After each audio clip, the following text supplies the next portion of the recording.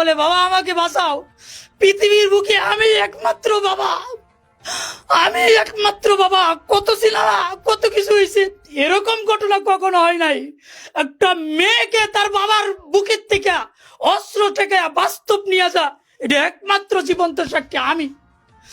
এই ঘটনার পরে এলাকার সমস্ত মানুষের কাছে বিচার চাই। আমার এই ঘটনা 40-45 মিনিট পর্যন্ত এখানে ঘটে।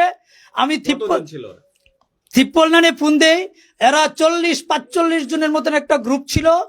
এই ঘটনা যখন ঘটা, আমি পরে যতটুকু জানতে পারলাম, এখানে স্থানীয় ছাত্র দলের যে আমি যতটুকু জানলাম, ও ছাত্র দলের একজন সদস্য সম্ভবত, আমি জানি না কোন পদে বা কি আছে, আর ওই সুমিত ওইরকম পরবর্তী এই দুইজনেই পরবর্তীতে তাদেরকে যারা শেল্টার দিছে, তাদের নেতৃত্বে যারা এখানে আসছিল, আমার মেয়েও বলছে পাপ্পু একটা ছেলে, ও আর সুহান, আমি পরবর্তীতে তাদের নাম জানতে পারলাম।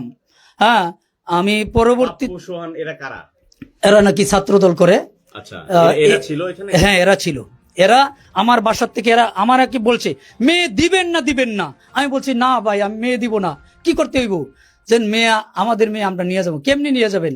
জোর করে নিয়ে যাবো। এই কথা বলে আমার ঘর থেকে বের হওয়ার সাথে সাথে অ্যাকশন শুরু হয়। কয়েকবার আমি আইনের আশ্রয় চাইছি, আমি আমার জীবন ভিক্ষা চাইছি, আমি এদের কাছে করজোরে আমার ইজ্জত ভিক্ষা চাইছি, জীবন ভিক্ষা চাইছি, কোনো কিছুই পাই নাই। আমার মেয়েটা নিয়ে গেছে, তারপরে প্রশাসনের লোক আসছে, আসার পরে আমাকে সহকারে থানায় নিয়ে গেছে, এজাহার লিখছে।